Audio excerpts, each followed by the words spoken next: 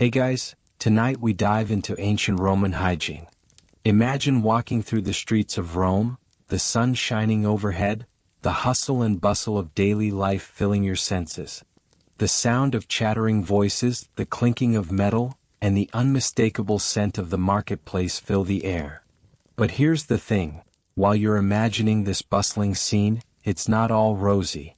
Among the many things the Romans were famous for, there was one very peculiar aspect of their daily lives that might just make you wrinkle your nose. You probably won't survive this. At least, not with your modern sensibilities intact. But trust me, you'll find it fascinating. It's not gladiators or emperors that will make you raise an eyebrow tonight. It's the Romans' surprising method of whitening their teeth. Spoiler alert, it involved something most of us wouldn't even think to use in the bathroom. Yes, that's right, the ancient Romans used urine. Yes, urine. So, before you get comfortable, take a moment to like the video and subscribe, but only if you genuinely enjoy what I do here. And while you're at it, go ahead and share your location and local time in the comments. I love seeing where all of you are tuning in from. Now, dim the lights, maybe turn on a fan for that soft background hum, and let's ease into tonight's journey together. Urine. Yep, we're starting with that. Believe it or not, it was a key ingredient in personal care for the ancient Romans. You might be wondering how on earth something so, well, unpleasant, could be useful, but in the ancient world, urine was actually a prized commodity. Used in a variety of ways, from cleaning to preserving leather, urine was an essential part of daily Roman life. And perhaps most surprisingly, it was used for whitening teeth. But how did this all begin? Well, the ancient Romans were obsessed with hygiene. In their eyes, being clean wasn't just about looking good, it was about status. They believed that a well-maintained body was a reflection of inner virtue. Bathing was a communal experience, almost a form of socializing. And when it came to their teeth, the Romans didn't just want them to be white, they wanted them to shine like pearls. Historians still argue whether the practice of using urine for dental care started purely out of necessity or if it was more of a luxury for the upper classes. But one thing's for sure, they believed it worked. The ammonia in urine acted as a natural cleaning agent, which, when mixed with other substances, could remove stains from teeth. Imagine that, without toothpaste, without brushes, the Romans used urine as part of their dental hygiene routine. Now, I know what you're thinking, no way. That can't be true. But it is, and we're just getting started. In fact, urine was so valuable in ancient Rome that it was taxed. Yes, you heard me right, it was taxed. The Roman Emperor Vespasian famously imposed a urine tax, knowing that it was being sold as a cleaning agent. What was once considered a waste product became a vital resource. You might not be ready to swap out your toothpaste for a bottle of urine, but in the Roman world, this practice was just the beginning of their complex approach to hygiene. It wasn't just about teeth, it was about cleanliness from head to toe. And their obsession with cleanliness went far beyond what we might consider today. But before we get too deep into the fascinating world of Roman hygiene, let's take a look at why the Romans were so fixated on cleanliness in the first place. The Roman obsession with cleanliness was deeply ingrained in their daily lives, and it wasn't just about vanity, it was about identity. In ancient Rome, hygiene was not merely a practical concern. It was an essential part of social status and personal virtue. The belief was that if you took care of your body, it reflected your moral standing. Cleanliness was, quite literally, next to godliness. You see, the Romans didn't just bathe for the sake of hygiene. They saw bathing as an important part of their social structure. Public baths were not just places to get clean, they were social hubs. They were places to relax, conduct business, meet friends, and even strike deals. Think of it as the ancient version of a modern-day spa or gym, only with a lot more naked people. The public baths, known as thermae, were an engineering marvel. They were vast, luxurious, and open to everyone, not just the wealthy. This was crucial in Roman society, as it allowed all classes to engage in the communal experience of cleanliness. The baths were equipped with heated floors, complex plumbing, and large vaulted ceilings. These structures were so advanced that their systems of heating and water circulation were not matched in Europe until the 19th century. But what's fascinating is that while the Roman baths were communal, the actual bathing process was quite ritualistic. Romans would go through a series of steps. First, they would exercise in the gymnasium to work up a sweat, then they would enter the caldarium or hot bath, followed by a dip in the tepidarium, the lukewarm bath. And finally they would cool down in the frigidarium, the cold bath, where they would relax and socialize. Now you might think, well, that sounds pretty luxurious, but where does the urine fit in? Well, it's simple. While the Romans cared deeply about hygiene, they didn't have modern cleaning products. So, they made use of what they had, and urine was one of the most accessible and effective substances available. In fact, the ammonia in urine didn't just help with teeth whitening, it was used to bleach and clean clothes as well. Historians still debate whether the use of urine for laundry purposes was a widespread practice or more of a specialized skill.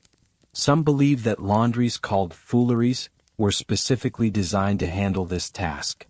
These laundries employed slaves or workers who would wash clothes by soaking them in vats of urine. After soaking, the clothes were then stomped on by workers to help remove dirt and stains. Can you imagine working in a foulery ankle-deep in urine all day? Not exactly the job you'd volunteer for, but it was part of Roman life. Urine was also used in the preparation of leather. In fact, Roman leatherworkers would use urine to soften and tan hides. The ammonia acted as a preservative, ensuring that leather goods didn't rot or decay. This was essential for creating items like shoes, belts, and shields, pretty important for a society that spent so much time on the move, whether for war or commerce. But it wasn't just about keeping clothes and teeth clean. The use of urine in ancient Roman society extended to medicine as well. Physicians believed that urine had therapeutic properties, and it was commonly used in remedies for all sorts of ailments. In fact, Roman medical texts often recommended urine as an ingredient in potions designed to treat everything from wounds to digestive issues. You might be wondering, was there any backlash against such unconventional practices? Surely some Romans would have had second thoughts about using urine for personal care. And indeed there were some dissenters. Writers like Seneca and Juvenal, famous for their satirical takes on Roman society, often mocked the more absurd aspects of Roman life, including their reliance on urine for hygiene. However, despite this, the practice continued to thrive, likely because it was so deeply embedded in Roman culture. Historians still argue whether this widespread acceptance of urine as a useful substance was simply a result of necessity or if it reflected a deeper Roman belief in the transformative powers of nature. Regardless, the humble use of urine in daily life gives us a fascinating glimpse into how the Romans balanced practicality, social norms, and personal hygiene. Urine, believe it or not, wasn't just used for the basics of dental care and laundry in ancient Rome. Oh no! This liquid had a much broader reach in Roman society, and its versatility might just surprise you. As we've already discovered, the Romans were big on cleanliness and hygiene, but they didn't stop there. Their resourcefulness extended to every aspect of life, and urine played a key role in many of these unexpected uses. It's no wonder that Roman society was as innovative as it was. Necessity, as they say, is the mother of invention. One of the most curious uses of urine in ancient Rome was in the preparation of perfumes. Romans were obsessed with scent. Whether in the baths, at the dinner table, or during religious rituals, they used perfumes as an essential part of their daily life. And while you might think of modern perfumes as delicate mixtures of flowers and spices, Roman perfume was made from a much more unusual base, urine. The ammonia in urine helped to extract the essence of various herbs and flowers, which were then distilled into perfumes. Now, I know what you're probably thinking. Am I really supposed to believe that the Romans walked around smelling like urine? Well, not exactly. While the base of the perfume might have included urine, it was the final product that mattered. The perfumes themselves were much more refined, often mixed with oils, flowers, and spices. They were used by both the elite and the common folk alike, though it's safe to say that the wealthy Romans probably had access to higher-end, less pungent versions of these perfumes. Historians still argue whether perfume making in ancient Rome was more of a luxury trade for the rich or a widespread practice. But one thing is for sure, the importance of scent was universal. Perfume was used in religious ceremonies, at feasts, and even during public performances. It was a mark of status, and while we might laugh at the idea of using urine as a base, it worked. The perfumes, when carefully crafted, could smell as delightful as any modern fragrance. But Roman hygiene didn't stop with personal care and perfumes. Another fascinating aspect of Roman life was the way they viewed sanitation and waste management. Remember those grand public baths? Well, the Romans didn't just build these luxurious spaces for fun, they also created an entire infrastructure for managing human waste. Ancient Rome boasted some of the earliest examples of public toilets, known as latrines, which were often located near the baths and could accommodate dozens of people at once. These latrines were connected to an advanced system of aqueducts and sewers, the most famous of which was the Cloaca Maxima, Rome's main sewer system, which still exists today. The Cloaca Maxima was an incredible feat of engineering, designed to carry away waste and keep the city from becoming an unsanitary, disease-ridden mess. Historians still debate whether Roman sanitation systems were as advanced as they appear to be. Some argue that the sheer scale of these systems was a symbol of Roman ingenuity, while others suggest that the Romans simply had more access to water and labor, and thus had no choice but to develop these systems. Regardless, the Romans' ability to manage waste on such a grand scale was truly remarkable and contributed greatly to their reputation as a civilization of great technological and social achievement. As we continue to dive into the daily lives of the Romans, you might begin to see a pattern here. They were, above all, a practical society, one that wasn't afraid to use the resources around them, no matter how unusual they might seem to modern eyes. And while we might balk at the idea of using urine for teeth whitening, perfume, or cleaning, the Romans were simply ahead of their time. They didn't have the luxury of modern products or advanced science, so they made do with what they had. And in doing so, they left a legacy of innovation and ingenuity that still influences us today. So, the next time you're brushing your teeth or using your favorite perfume, take a moment to thank the Romans, for both their boldness and their ability to turn the ordinary into something extraordinary. Now, while urine had its place in Roman society as a cleaning agent and perfume base, the real magic of Roman hygiene wasn't just about how they used materials, it was in how they embraced innovation. Think about it, they weren't just concerned with the aesthetics of cleanliness. No, the Romans were deeply invested in personal hygiene as a way to reflect their entire worldview, blending practicality, health, and a bit of social performance. And while urine played a key role, there were many other fascinating practices at work in Roman hygiene culture. The Romans were pioneers when it came to dental care, and it wasn't just about whitening teeth with urine. They had a variety of methods to maintain their smiles, and some of them might make you scratch your head. Romans had a wide assortment of dental tools, many of which we would recognize as primitive by today's standards, but they were incredibly advanced for their time. Some of these tools included small metal instruments that could be used to scrape teeth or even floss between them. And while the concept of brushing teeth wasn't exactly what we think of today, Romans did have a version of a toothbrush, typically made from twigs or animal bones. Interestingly, the Romans also practiced mouth rinsing. They would rinse their mouths with water or a mixture of wine and salt, a rudimentary but effective way to clean the mouth. They didn't have modern fluoride or minty fresh mouthwash, but the ancient Romans were resourceful and made do with what they had. Historians still debate whether their dental care was as effective as we like to think or whether the whitening from urine had more to do with the social practice than actual dental health. Regardless, the Romans believed that taking care of your teeth was a sign of discipline and moral character. This dental obsession wasn't limited to just the rich either. While wealthier Romans could afford more sophisticated tools and better materials, the importance of a clean mouth and fresh breath was universally recognized. You could be a plebeian, a slave, or even a gladiator, but maintaining good oral hygiene was seen as a reflection of self-respect. It was a fascinating social equalizer, one that linked personal well-being with Roman identity. But it wasn't just their teeth that the Romans focused on. They also took great pride in their skin and hair. In fact, Romans spent a considerable amount of time perfecting their grooming routines, often using a variety of oils and perfumes to cleanse their bodies and protect their skin. Olive oil was the go-to product for everything from moisturizing skin to removing dirt.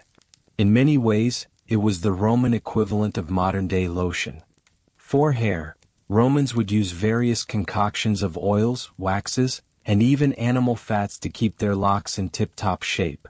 They were particularly fond of oils like lavender, and some even used lead-based products in an attempt to lighten their hair. Of course, using lead on your skin today is unthinkable, but back then the practice was common among the elite. It was all part of their pursuit of perfection.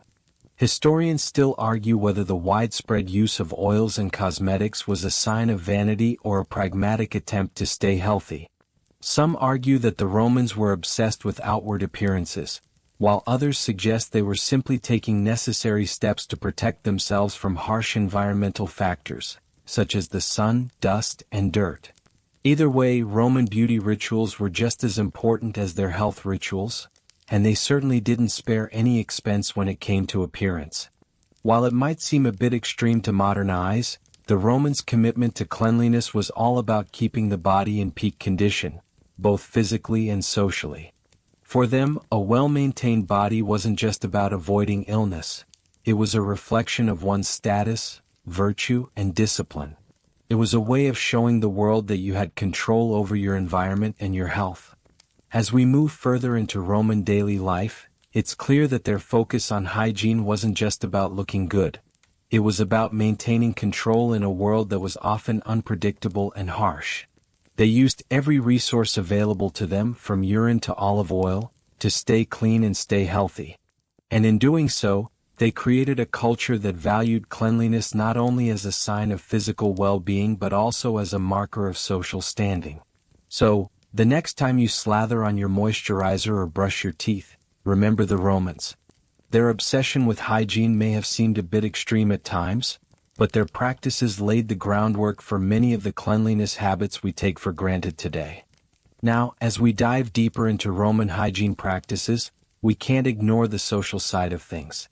The baths, the tooth whitening methods, and the use of oils were all wrapped up in a larger cultural framework that tied cleanliness directly to status. In ancient Rome, how you looked, how you smelled, and how clean you were could say everything about your place in society. And let's be honest, for the Romans it was all about looking good, whether you were a nobleman or a slave. We already know that the Roman baths were a central part of life, but what made these public spaces so fascinating was how they acted as a kind of class equalizer. Sure, the elite had access to the grandest bathhouses, but even the poorest Romans could bathe in public facilities that were carefully maintained by the state. In fact, it's hard to overstate just how important bathing was in the Roman world. It wasn't just about getting clean, it was about social interaction, relaxation, and even business. Baths were where Roman citizens could meet and converse, often conducting business deals while lounging in warm water.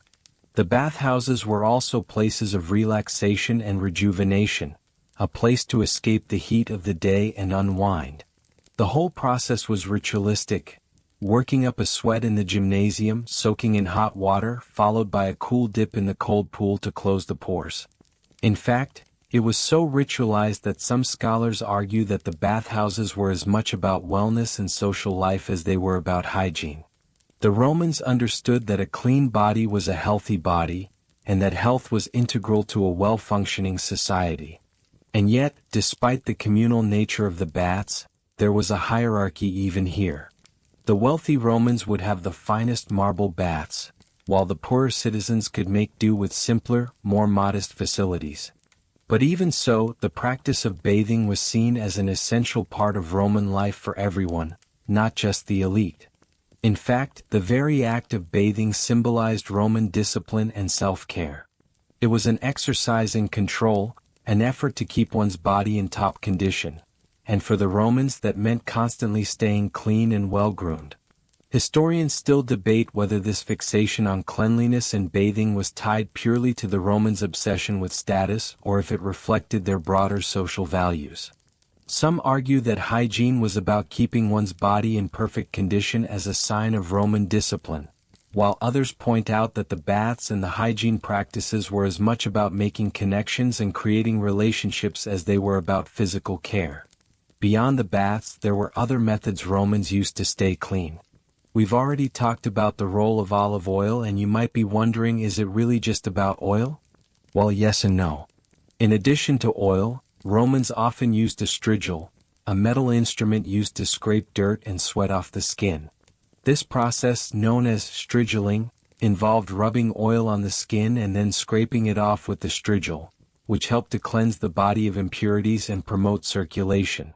You could think of it as the ancient equivalent of a deep tissue massage, but with a bit of an odd twist. Slaves often played a vital role in this process too, as they were responsible for assisting with the bathing ritual. Slaves would help prepare the bath, scrub the bathers, and even scrape the oil and dirt off their master's skin. Though these tasks might sound unpleasant, they were seen as an essential part of Roman life. It was a clear sign of the division of labor, with the elite relying on the hard work of slaves to maintain their cleanliness. But for the slaves themselves, this ritualistic act of cleanliness might have felt like a far cry from their own lack of hygiene options. And even beyond the baths and strigiling, Romans found other inventive ways to keep themselves clean. For example, they often used powdered charcoal as a deodorant, rubbing it on their armpits and other parts of the body to absorb sweat and mask unpleasant odors. This, along with their perfumes, helped ensure that Romans smelled pleasant in public and didn't offend the olfactory senses of their peers. It's safe to say the Romans cared a great deal about how they presented themselves, not just in appearance but in scent as well. You may be wondering, were all of these practices truly effective? Well, historians still debate the efficacy of some Roman hygiene practices. While the use of olive oil and strigils was undoubtedly beneficial for removing dirt, the reliance on perfumes, and even the ammonia-heavy urine used for whitening teeth, was more of a cultural norm than a medically verified method. But, in the world of ancient Rome, practicality wasn't always about scientific proof, it was about doing what worked in the moment. The Romans' relationship with hygiene was complex. It wasn't just about preventing disease or staying healthy, it was about maintaining a sense of order and discipline in their daily lives. Cleanliness was, in many ways, a marker of control, and that was something the Romans prized deeply.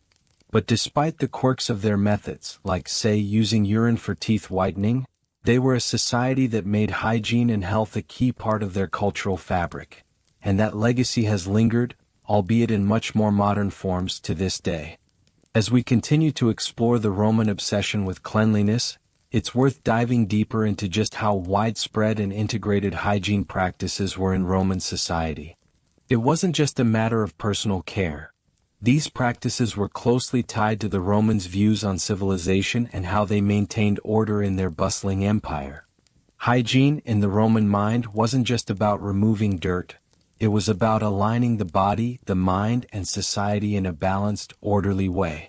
Take the public latrines, for example. Yes, we're talking about toilets, something that, for most of us today, is often a private matter. But in ancient Rome, latrines were public affairs. Imagine a room filled with rows of stone or marble seats, with no privacy whatsoever. People would sit side by side, engaging in conversation, reading, or even conducting business while going about their business. For Romans, this wasn't a humiliating activity, it was simply part of daily life, woven into the social fabric of the time. Historians still argue whether this communal style of latrines was a sign of Roman openness and practicality or if it was more about ensuring hygiene standards were upheld. What we do know is that Roman latrines were far more advanced than many other civilizations at the time. The use of running water to carry waste away was a technological marvel. The Romans understood that proper sanitation was crucial to preventing disease, and they created an infrastructure of aqueducts and sewers that was far more sophisticated than anything seen in Europe until the 19th century. But even with all this advanced infrastructure, there were still challenges. The sheer size of the Roman Empire made waste management a monumental task. Cities like Rome itself, with a population of over 1 million people at its height, required constant attention to sanitation. Public latrines were regularly cleaned by workers, and in some places, waste was even used to fertilize crops. Some historians even suggest that the Romans were one of the first to recognize the value of sewage as a resource. It's mind-boggling to think that waste, something most of us want to get rid of as quickly as possible, was seen as useful by the Romans. It wasn't just waste management that was impressive in Roman hygiene, though. The importance of cleanliness extended to every aspect of Roman society, including the military. Roman soldiers, who were often on the move or encamped in distant regions, had to maintain high standards of cleanliness and hygiene in order to remain healthy and effective. Soldiers would wash their uniforms, clean their gear, and even make sure their weapons were properly maintained. There were even military manuals that included instructions on personal hygiene, proof that the Romans took cleanliness as seriously in their military as they did in their homes. Roman hygiene practices were also deeply linked to their religious beliefs. In the Roman world, cleanliness was often associated with the gods. Many temples, for instance, had purification rituals that involved bathing and cleansing before entering sacred spaces. The idea of being pure, in mind and body, was essential to the Roman understanding of piety. Before participating in religious ceremonies, worshippers would often wash themselves, ensuring that they were not only physically clean but spiritually prepared. The Roman gods were said to favor cleanliness, so a lack of hygiene could be seen as an offense against the divine. Even outside of religious rituals, the connection between hygiene and morality was deeply ingrained in Roman society. Cleanliness wasn't just about removing dirt or grime, it was about maintaining order in one's life. It was believed that a clean body reflected a clean mind.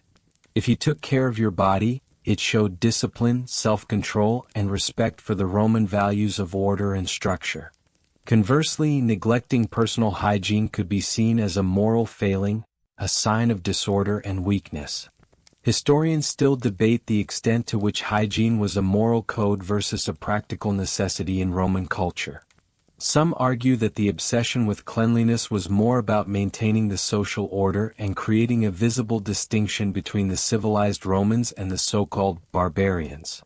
Others point out that the Romans had an intrinsic understanding of health and wellness, recognizing the value of cleanliness not just for appearance's sake, but for the well-being of the body and mind. Regardless of the motivation, the Romans were ahead of their time in many respects, understanding that hygiene was a key part of a functioning society. As we wrap up this look at Roman hygiene, it's clear that their practices were more than just superficial concerns. They were a reflection of Roman values, engineering, and practical ingenuity. From the use of urine for whitening teeth to the creation of public latrines and complex water systems, the Romans laid the foundation for many of the hygiene practices we take for granted today. While some of their methods may seem strange or even unpleasant to modern sensibilities, the underlying principles of cleanliness, health, and social order continue to influence our world today. By now, you've probably noticed that the Romans were pretty inventive when it came to hygiene. They were masters of taking everyday resources and turning them into tools for health, cleanliness, and even status.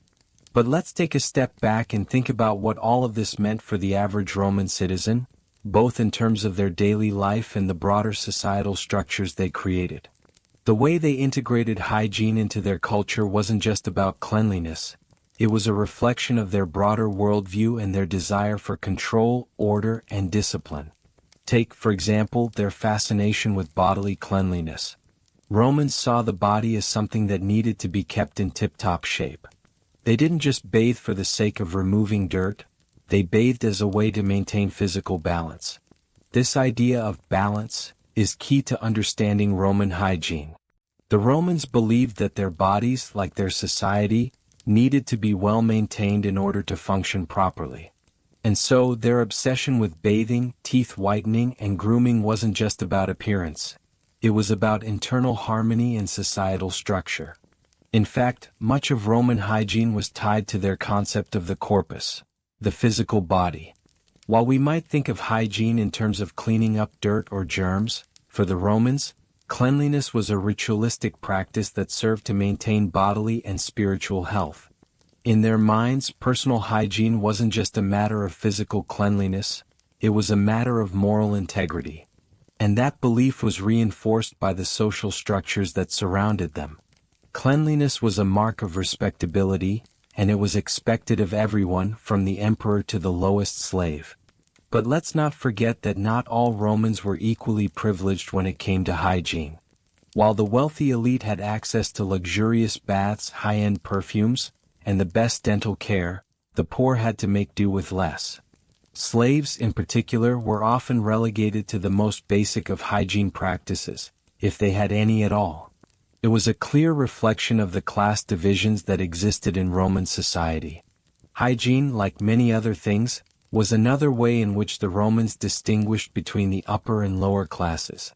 It's fascinating to think about how hygiene practices, like those we've discussed, played such a prominent role in shaping the Roman social structure. From the grand public baths to the humble strigil, everything had its place within a larger system designed to maintain cleanliness, health, and order. Even the use of urine for cleaning purposes had a social component. It wasn't just about hygiene, it was about utilizing the resources available to maintain the function and health of the entire society. Urine was, quite literally, a product of Roman civilization, something that connected every class from the emperor to the plebeian, in a shared commitment to cleanliness and order. Historians still debate whether this level of commitment to hygiene and cleanliness was unique to the Romans, or if it reflected a broader cultural trend in ancient civilizations. Some argue that other cultures, like the Greeks or Egyptians, had their own forms of hygiene and cleanliness rituals, but the Romans took things to a whole new level. They not only developed complex public bathing systems but also established hygiene as a central part of daily life. In this sense, the Romans truly were pioneers in the realm of personal care and sanitation. As we move further into the daily life of the average Roman, it's interesting to note that hygiene was often a communal activity. Public baths weren't just about getting clean. They were about socializing, networking, and reinforcing the social order. Even personal hygiene, like brushing teeth or using perfume, was tied to a larger sense of identity and social positioning. For the Romans, cleanliness wasn't just about the body, it was about the society that the body belonged to.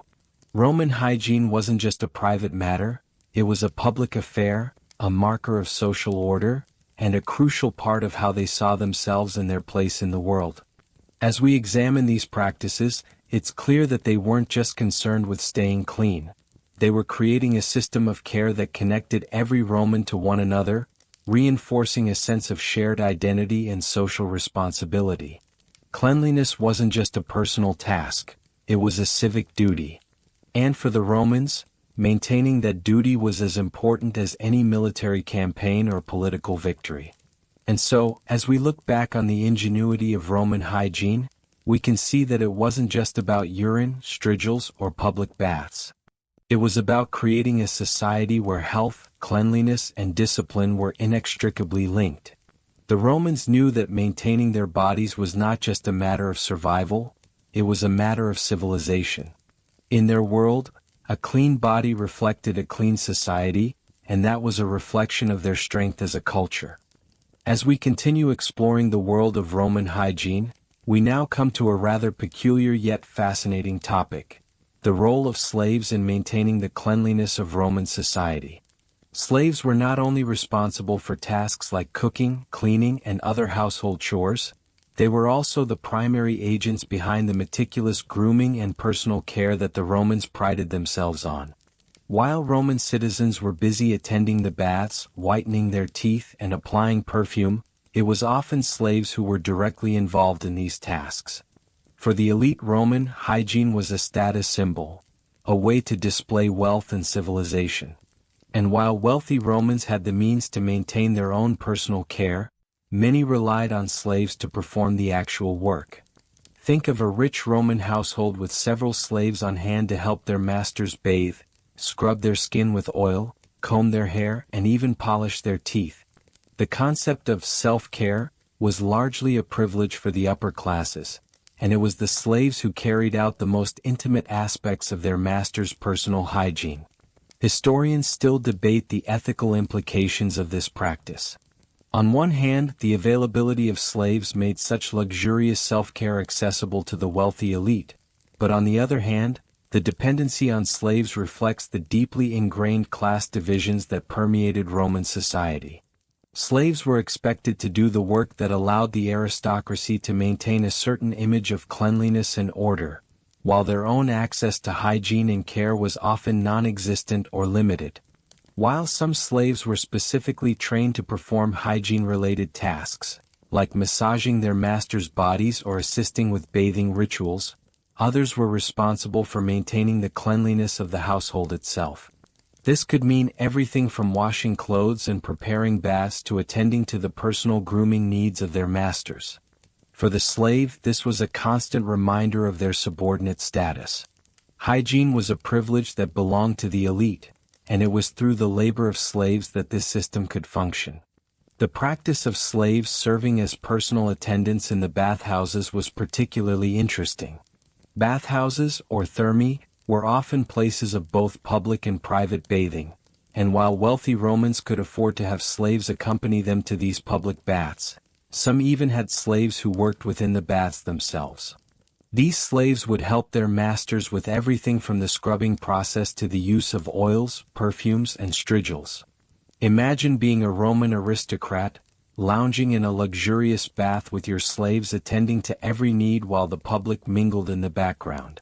It was a true display of wealth and power. While the role of slaves in Roman hygiene was largely confined to the upper classes, it's important to note that there was a level of communal responsibility for hygiene that extended to all Romans. Even though the elite could afford the luxury of personal attendants and extravagant baths, all Romans had access to public baths and latrines, which were carefully maintained by the state. The communal approach to hygiene allowed for greater sanitation standards across Roman society, even though the elite's access to private baths and personal service was much more lavish. Slaves in the Roman world were often given tasks that were essential to maintaining the social order, and in the case of hygiene, they played an integral role in reinforcing the societal hierarchy. It was through their labor that the upper classes could maintain the appearance of order and cleanliness, while the slaves themselves had little to no access to such luxuries. This imbalance reflected the broader inequalities that permeated Roman society, where cleanliness, much like wealth, was something that was carefully guarded and controlled by the elite. The lives of slaves were undeniably harsh, and their roles in Roman hygiene practices serve as a reminder of the brutal realities of slavery in the ancient world. The contrast between the luxuries enjoyed by the wealthy and the labor endured by slaves is an unsettling aspect of Roman life, yet it highlights the complex relationship between hygiene, power, and social structure. Hygiene wasn't just a matter of personal care for the Romans, it was a means of maintaining societal control, and it was largely through the exploitation of slaves that this order could be kept intact. While the practice of relying on slaves for hygiene-related duties may seem foreign and unsettling today, it was simply a reality of Roman society. The role of slaves in maintaining the cleanliness of the Roman elite is a testament to the class divisions that existed in ancient Rome, as well as the lengths to which the upper classes would go to maintain their status and appearance. Despite the physical labor required, slaves were expected to serve without complaint, ensuring that their masters were clean, well-groomed, and ready to engage in the social rituals that defined Roman life. As we continue to unravel the fascinating world of Roman hygiene, we can't ignore the wider medical and medicinal practices that were intertwined with cleanliness. The Romans, despite lacking modern science and technology, had a remarkably sophisticated approach to healthcare and personal wellness. Hygiene wasn't just about looking good or smelling pleasant. It was a crucial part of maintaining overall health. Many of the hygiene practices we now consider essential, such as regular bathing and hand washing, were already being embraced by the Romans centuries ago. In fact, Roman medicine was deeply influenced by the belief that health was directly tied to cleanliness. Roman physicians and healers recognized that diseases were often spread by poor hygiene, and they took measures to protect both individuals and communities. This is one reason why public baths were so critical. They weren't just about relaxation or socializing. They were essential for preventing illness. By keeping their bodies clean and exposed to warm water and steam, Romans were able to sweat out toxins and maintain good health. One fascinating example of Roman medical practices intertwined with hygiene was their use of public latrines. While these facilities were a necessary part of daily life, they also served a medical purpose. The Romans recognized the importance of proper waste disposal, and their public latrines, connected to the Grand Cloaca Maxima sewer system, ensured that waste was efficiently removed from the city. This helped maintain sanitary conditions and minimize the risk of disease. Historians still argue whether Roman medicine was as advanced as they believed it to be, especially in comparison to modern practices. For instance, some Roman physicians suggested that bathing in cold water could be harmful to the body, while others believed that cold baths had healing properties. The debate about water temperature in relation to health continued for centuries after the fall of the Roman Empire. Beyond baths and latrines, the Romans also relied heavily on herbal remedies and potions to maintain good health. These medicinal concoctions often included ingredients like honey, vinegar, and various herbs, many of which were believed to have cleansing properties. For example, Roman healers used honey as both a healing agent for wounds and a way to treat digestive issues. Honey's natural antibacterial properties made it an effective antiseptic, and it was often used to clean and treat wounds. The use of vinegar was another common practice. Vinegar, often mixed with herbs, was believed to be a natural disinfectant and was used to cleanse wounds and purify the body. It's remarkable to think that, despite lacking the scientific understanding of bacteria and germs, the Romans were instinctively using substances that have now been shown to have antiseptic properties. Some scholars even suggest that Roman soldiers were given vinegar to drink to help prevent illness, much like the way modern soldiers use disinfectants and antiseptics. Historians still debate the effectiveness of Roman medical practices. On one hand, their use of herbal remedies and natural substances like honey and vinegar was rooted in centuries of tradition and observation. On the other hand, some of their methods were based on superstition or trial and error rather than empirical evidence. Regardless, the Romans' commitment to using what they had available, natural resources, was an essential part of their approach to medicine. But it wasn't just natural remedies that the Romans used. They also developed a variety of surgical instruments, some of which resemble the tools used by modern surgeons. The Romans were skilled at treating wounds, performing amputations, and even performing basic dental procedures. They understood the importance of sterilization and used methods such as boiling their surgical tools to ensure they were free from infection. The importance of cleanliness in medical procedures was as apparent then as it is now, even if they didn't fully understand why it worked. While the Romans may not have had the sophisticated medical technology we have today, their commitment to cleanliness and hygiene in healthcare was impressive.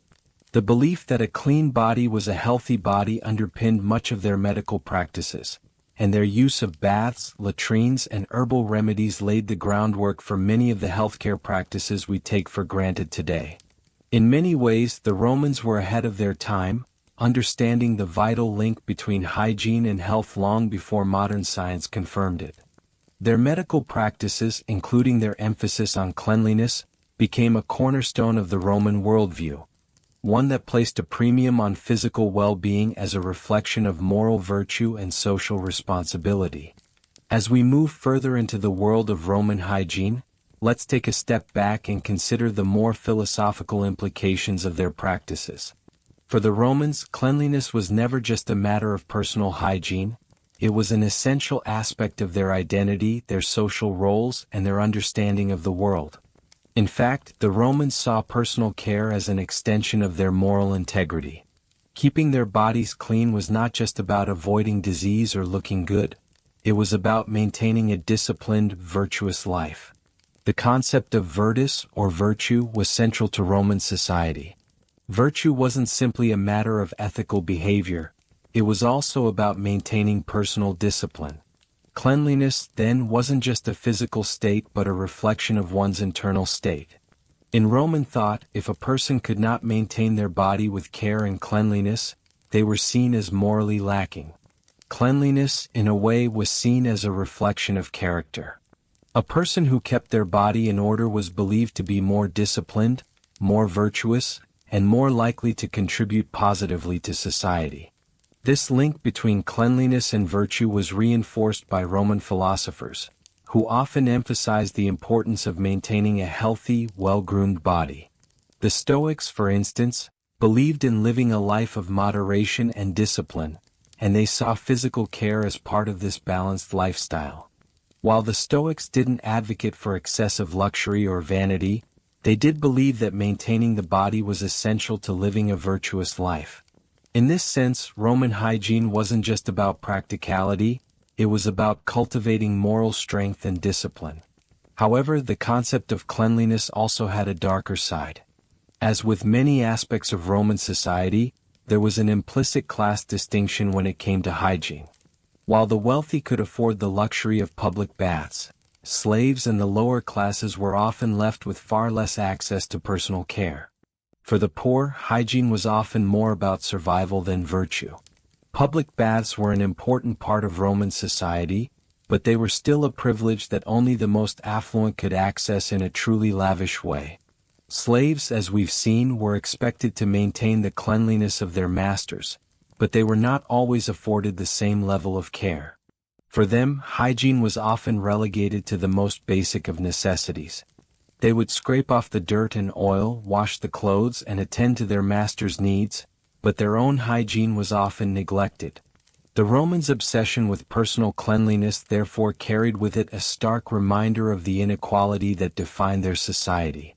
Hygiene was, at times, another way to separate the classes and reinforce the distinctions between the elite and the lower orders. Historians still debate whether the Romans' obsession with cleanliness helped maintain the empire's cohesion or whether it contributed to class tensions. Some argue that the pursuit of cleanliness reinforced the social hierarchy, with the elite using hygiene as a marker of their superior status. Others suggest that the Romans' communal hygiene practices, such as the public baths, helped to create a more cohesive society, one that valued public health and wellness. Regardless of the interpretation, it's clear that Roman hygiene practices were intimately tied to both personal and societal identity. One of the most interesting aspects of Roman hygiene was the way it intersected with the larger cultural and social practices of the time. The act of bathing was not only about personal cleanliness but was also a highly social affair. Bathhouses were a place to see and be seen, to relax and to socialize. For many Romans, the bathhouse was as much a place of business and networking as it was a place for personal care. The Romans knew that hygiene wasn't just a private concern. It was a social activity that brought people together and reinforced the values of the larger Roman society. In this way, hygiene in ancient Rome transcended the individual and became a cultural expression of Roman ideals. The belief in cleanliness as a reflection of moral character was tied to a broader societal framework, one that valued discipline, order, and social cohesion. Whether in the public baths or the private homes of the elite, hygiene was an act of both self-care and social affirmation. Historians still argue over the true motivation behind the Romans' obsession with cleanliness. Some suggest that it was merely a matter of health and convenience, while others believe that it was a form of social control, a way to maintain distinctions between the classes. Regardless of the reason, the Romans' commitment to hygiene was a defining feature of their culture. and it continues to influence our modern views on cleanliness and health. So, as you go about your daily hygiene routine, whether you're brushing your teeth, washing your face, or heading to the shower, remember the Romans.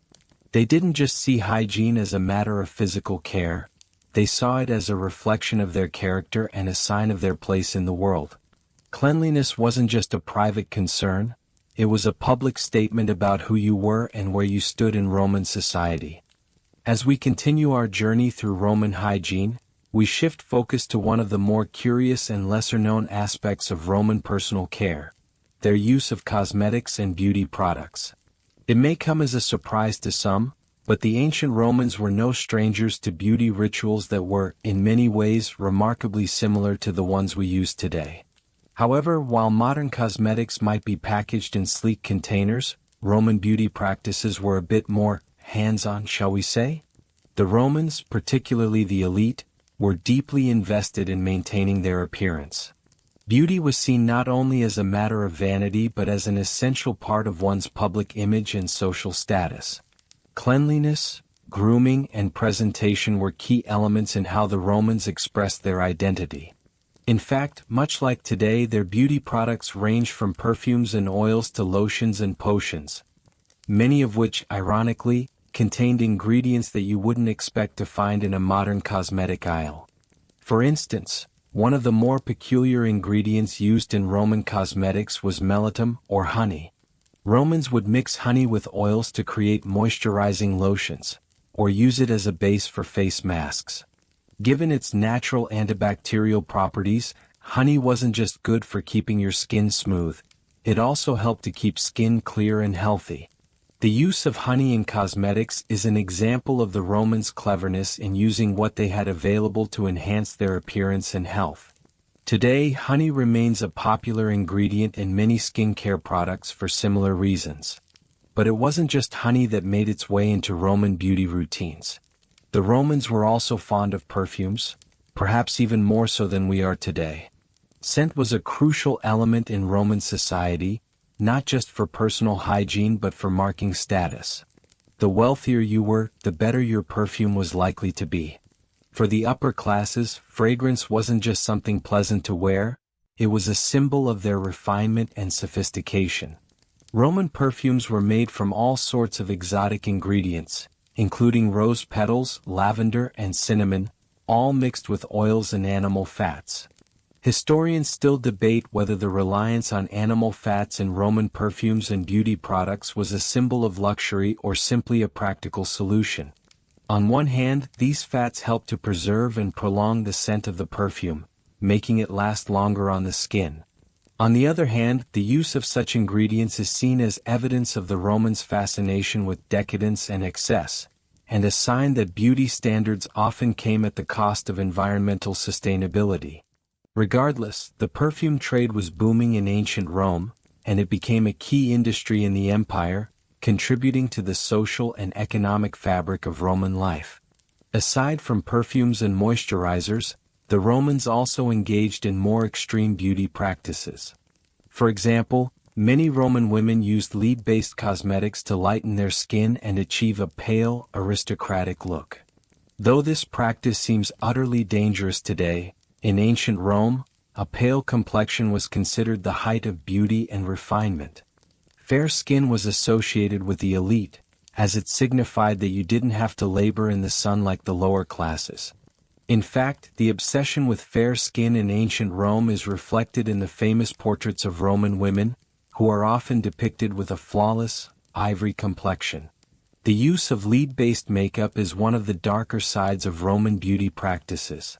Lead was toxic, and prolonged exposure to it could lead to serious health issues, including lead poisoning. Historians still argue whether the Romans knew of the dangers of using lead-based cosmetics. Some believe they were simply unaware of its harmful effects, while others suggest that it was used knowingly, with the understanding that the cosmetic benefits outweighed the risks. But it wasn't just the women of Rome who were concerned with beauty and cleanliness. Roman men were also highly invested in maintaining their appearance. In fact, Roman men spent just as much time on grooming as their female counterparts. They used oils, perfumes, and even visited the public baths to ensure they were always looking their best. Roman men, like their women, believed that maintaining a clean, well-groomed body was essential to projecting an image of strength and discipline. Historians continue to debate whether Roman beauty standards were influenced more by social necessity or by the natural human desire for beauty and admiration. Some scholars argue that these practices were tied to the rigid social structure of Rome, where beauty and cleanliness were marks of status. Others suggest that the desire for personal beauty transcended class and was more universally human. Regardless of the motivation, Roman beauty practices highlight the cultural significance of appearance and hygiene in Roman society. Interestingly, many of the beauty practices of ancient Rome continue to influence us today. From the use of honey in skincare to the obsession with perfumes, Roman hygiene and beauty practices laid the groundwork for many of the cosmetic traditions we follow in modern society. The Roman approach to beauty was not just about vanity, it was about maintaining a certain image of health, virtue, and status. Whether through the use of oils, perfumes, or even lead-based cosmetics, the Romans understood that beauty wasn't just skin-deep, it was a reflection of their place in the world. As we continue to explore the Romans' obsession with cleanliness, we can't ignore the broader societal implications of their hygiene practices. Hygiene was not just about maintaining personal well-being or appearing presentable, it was also deeply tied to Roman identity and their sense of control over both their bodies and their society. Hygiene practices were a symbol of the Romans' civilizational superiority, setting them apart from barbarians and other cultures they deemed less advanced. Cleanliness, then, was both a personal and political matter, reflecting Roman ideals of discipline, order, and moral virtue. The Romans were keenly aware of the importance of public health, and they made extensive efforts to keep their cities clean. Roman cities were bustling hubs of activity, and keeping those cities sanitary was no small feat. They were among the first to develop widespread sewage systems, which played a critical role in preventing the spread of disease. The Cloaca Maxima, the main sewer system of Rome, was a remarkable engineering achievement that still exists today, serving as a testament to Roman ingenuity and foresight. The Romans understood that a clean environment was crucial for the health and well-being of their citizens, and they made sanitation a priority. In addition to the physical infrastructure, the Romans also practiced regular public health campaigns. They understood that illness could spread easily in crowded environments, so they implemented public measures to combat disease. Public baths were part of this strategy, as the warm water and steam promoted cleanliness and relaxation, while also serving as a means to prevent the spread of illnesses. Bathhouses were regularly cleaned and maintained to ensure they remained sanitary, and the water in the baths was frequently changed to prevent contamination. Historians still debate the extent to which the Romans understood the connection between hygiene and disease. While they didn't have the germ theory of disease that we understand today, they were certainly ahead of their time in recognizing the importance of cleanliness for public health. Roman medical texts often mention the value of clean water, proper waste disposal, and even the use of perfumes and oils as a means of preventing illness. The Romans' holistic approach to health, where hygiene was seen as an integral part of physical and mental well-being, was quite advanced for its time. In addition to public sanitation, the Romans were also keen on maintaining personal hygiene through dietary practices. What they ate was just as important as how they cleaned themselves. Roman diets were varied, with wealthier citizens having access to a wider range of foods, including meats, fruits, and luxury items like imported spices and wines. But even the poorer Romans understood the importance of a balanced diet for maintaining good health. Romans believed that certain foods had restorative properties, and they used herbs, vegetables, and other natural remedies to treat illnesses. Interestingly, Roman physicians often recommended specific diets to their patients to maintain their health. For example, it was common for Romans to drink a mixture of wine and honey to help with digestion, and they also used herbs like garlic and onions for their purported medicinal properties. Some historians argue that the Roman approach to diet and cleanliness was surprisingly modern in its focus on prevention and maintaining overall wellness, rather than simply treating illness after it occurred. The Romans also paid special attention to their digestive health, and their understanding of the body's need for regular elimination was ahead of its time. They understood that regular bowel movements were essential for maintaining a healthy body, which is why public latrines were such an integral part of their sanitation system. In fact, many of these public latrines were equipped with long, communal benches and running water to help facilitate the process, and Romans used a tool called a sponge stick, a simple sponge on a stick, to clean themselves after using the latrine. It may sound odd by today's standards, but the Romans' dedication to cleanliness in this aspect of life was just another example of their advanced approach to public health. However, despite all their innovations in hygiene and health, there were also darker aspects to Roman life. For instance, while the elite enjoyed luxuries like the best bathhouses and personal attendants for their grooming, the poor, particularly slaves, often had little access to such resources. The class disparity in hygiene practices was stark, with the upper classes having access to the best sanitation systems and personal care, while the lower classes made do with much more basic amenities. This inequality reflected the broader social divisions in Roman society, where wealth and status often determined one's access to cleanliness and health resources.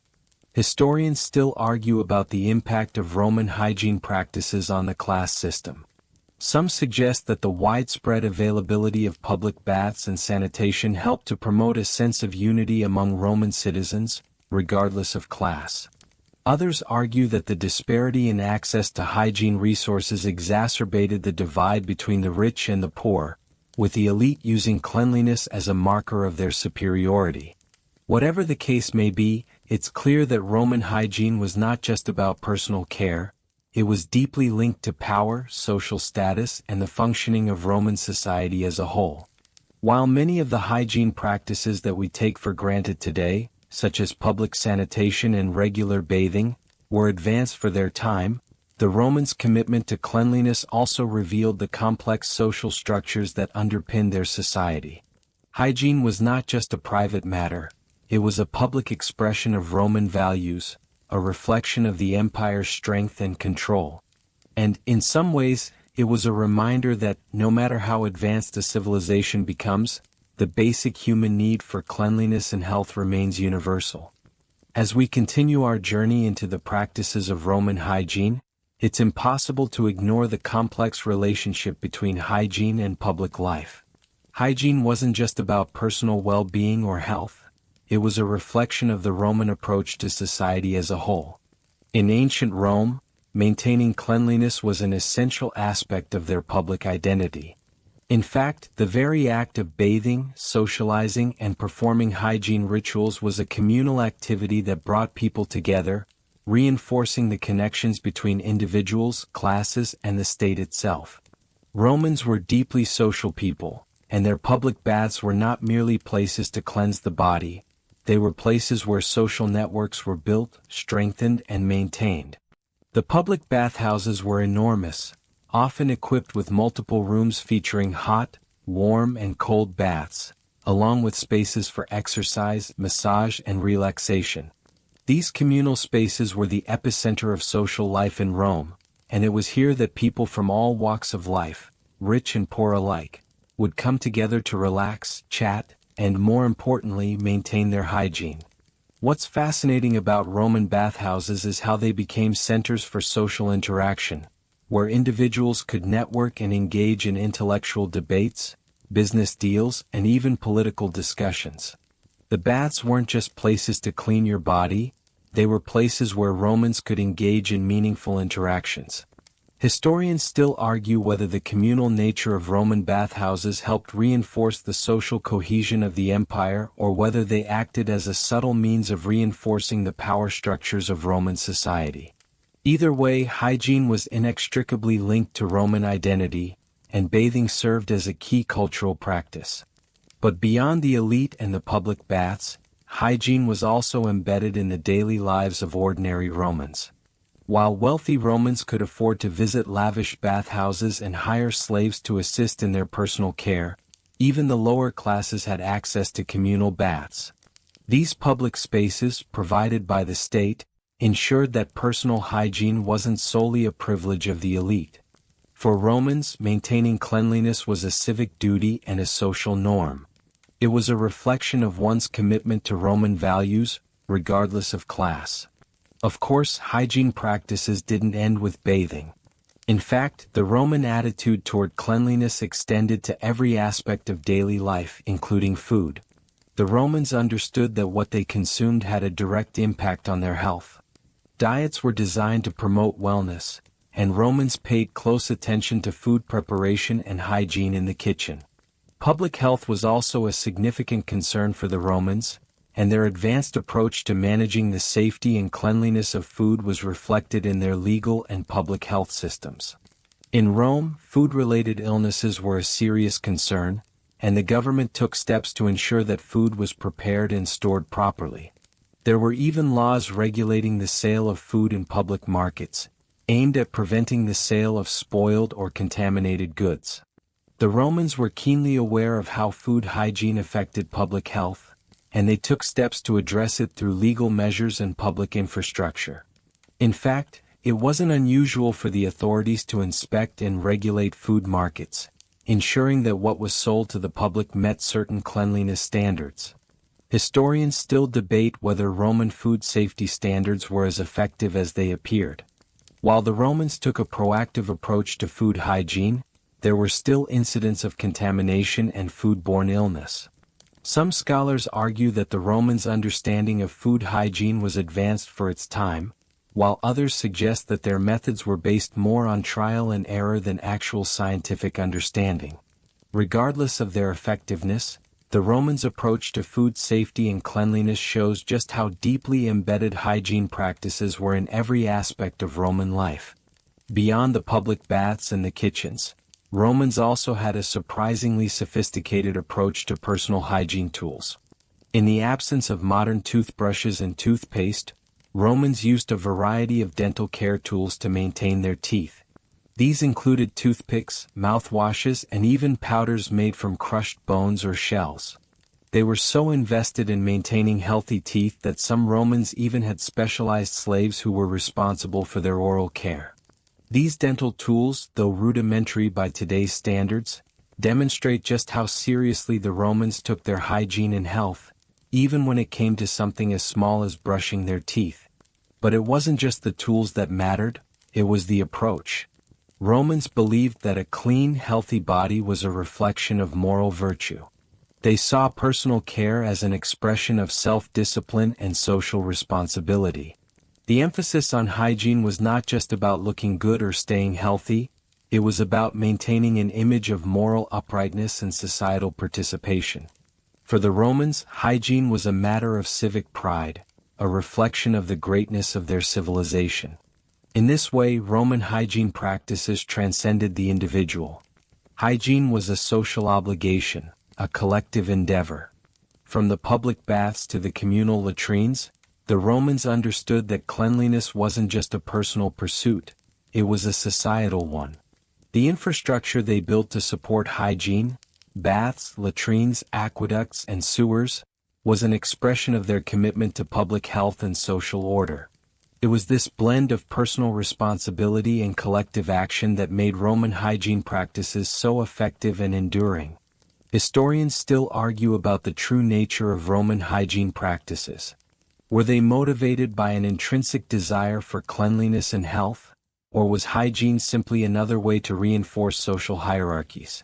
Some scholars suggest that the widespread focus on cleanliness was a tool for maintaining order, while others believe it reflected the Romans' genuine concern for public health. Whatever the case may be, one thing is clear: hygiene was a key element of Roman life, and it played a significant role in the empire's success and longevity. As we continue exploring the far-reaching impact of Roman hygiene, it's worth noting how their practices laid the foundation for the sanitary systems we use today. We've already seen that the Romans were pioneers in public health and sanitation, developing advanced systems that allowed their cities to thrive in ways that were unmatched for centuries. But just how influential were these systems, and how did they shape the course of history? To answer that, we need to look at the lasting legacy of Roman hygiene on the development of modern sanitation and public health practices. One of the most enduring aspects of Roman hygiene was their incredible mastery of water management. The Roman aqueducts, still standing today in some parts of Europe, were a testament to the Romans' engineering genius. These vast systems of channels and pipes carried water from distant springs and rivers into the heart of the empire, providing clean, fresh water to the cities. This access to clean water was essential for maintaining public health, and it played a critical role in the Romans' ability to build large, thriving urban centers. The legacy of Roman aqueducts can still be seen in the design of modern water systems. Today we take clean drinking water for granted, but back in ancient Rome, access to water was a privilege, and it was one that required incredible foresight and ingenuity. The Romans knew that water wasn't just for drinking, it was for bathing, cleaning, and even socializing. They saw water as a vital part of daily life, and their aqueducts were the backbone of a society that valued hygiene and public health. Historians still debate the full extent of the Romans' understanding of waterborne diseases. While they didn't have our modern understanding of germs, they were keenly aware that clean water was crucial for public health. The Romans took great care in ensuring that their water sources were kept clean and free from contamination. They built vast reservoirs and purification systems to keep their water safe, and their public latrines and bathhouses were part of an intricate system that helped manage waste and prevent disease. In addition to their water systems, the Romans also developed some of the earliest examples of public waste management. The Cloaca Maxima, Rome's main sewer system, was one of the most advanced sewage systems of the ancient world. This complex network of tunnels and drains was designed to carry waste out of the city and into the river. It was one of the key innovations that helped keep the city clean and prevent the spread of disease. The idea of using underground sewers to manage waste would later be adopted by other civilizations, eventually leading to the modern sewage systems we rely on today. Interestingly, while the Romans were pioneers in public sanitation, the fall of the Roman Empire marked the beginning of a dark age for sanitation practices in Europe. After the empire collapsed, many of the advanced systems the Romans had put in place were abandoned or fell into disrepair. Without the Romans' advanced plumbing and waste management systems, cities became much dirtier and more prone to disease. It wasn't until the Renaissance and the rise of modern science that the principles of Roman sanitation were rediscovered and rebuilt. Historians still argue about how much the collapse of the Roman Empire contributed to the decline of public sanitation. Some suggest that the loss of the Roman engineering expertise led to a gradual deterioration in hygiene practices across Europe. Others argue that the fall of Rome was just one factor in a larger cultural shift that saw many advancements lost during the Middle Ages. Regardless of the cause, it's clear that the Romans' innovations in hygiene and sanitation weren't just advanced for their time, they were ahead of their time. Fast forward to today, and it's easy to see how Roman hygiene practices have shaped modern public health systems. The principles of clean water, waste management, and personal hygiene that the Romans developed are still the backbone of modern sanitation infrastructure. We still rely on many of the same systems. The pipes, the aqueducts, the sewers, that the Romans built more than 2,000 years ago. While we've improved on their methods and developed new technologies, the Romans' commitment to public health and cleanliness remains a cornerstone of modern society. Perhaps one of the most remarkable things about Roman hygiene practices is that they didn't just improve life in their own time, they helped shape the future of human civilization. The Roman commitment to cleanliness, public health, and sanitation left a lasting imprint on the world.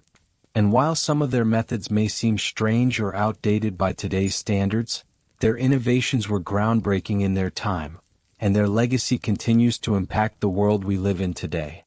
As we wrap up our exploration of Roman hygiene, it's clear that these ancient practices were much more than simple rituals. They were foundational to the development of modern sanitation and public health. The Romans didn't just create a system for keeping themselves clean, they created a system that would allow civilizations to thrive for centuries to come. Their commitment to hygiene was not just a matter of personal care, it was a reflection of their desire to create a society that valued health, order, and the common good. In the end, the story of Roman hygiene is not just about baths and perfumes, urine and strigils. It's about the Romans' profound understanding of the connection between health, civilization, and the well-being of their people. And it's a story that continues to influence the way we think about hygiene and health today. As we near the end of our journey through Roman hygiene practices, we can't help but reflect on just how far these ancient customs have carried us.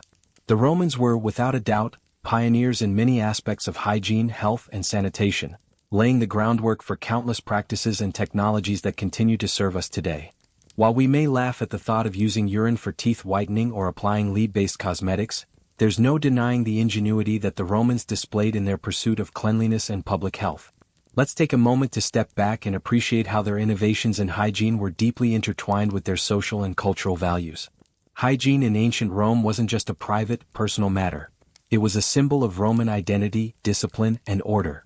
Cleanliness was seen as a reflection of the inner character, as the Romans believed that the body and the mind should be kept in harmony. Personal care was a reflection of Roman virtues, self-control, dignity, and respect for one's place in the world. At the heart of this was the concept of virtus, which equated cleanliness and personal grooming with moral virtue. The Romans didn't just focus on their appearance for vanity's sake. They saw hygiene as a way to uphold their societal values and reinforce the social order. A clean body wasn't just a healthy body, it was a disciplined body, a body worthy of being a part of the Roman Empire. The practices they developed, from their public baths to their complex waste management systems, were as much about maintaining order and control as they were about personal hygiene. Yet, as with any society, these practices were not without their contradictions. While hygiene was a mark of virtue for the elite, it often came at the expense of the lower classes. Slaves and the poor, who were often responsible for maintaining the cleanliness of their masters, had limited access to the same resources. Public baths were available to all, but the lavish baths and personal attendance that the elite enjoyed were a stark reminder of the social divide. Hygiene, while a universal value in Rome, was still intricately tied to wealth, status, and class. Still, the Roman approach to hygiene was revolutionary. Their development of aqueducts, public latrines, and sewers created the foundation for modern sanitation systems, which we continue to rely on today. Their understanding of the importance of clean water, waste management, and disease prevention was way ahead of its time. It's no exaggeration to say that the infrastructure the Romans put in place allowed their cities to thrive, and these innovations helped them grow into one of the most powerful civilizations in history. Today, when we brush our teeth, wash our hands, or take a shower, we owe a debt of gratitude to the Romans.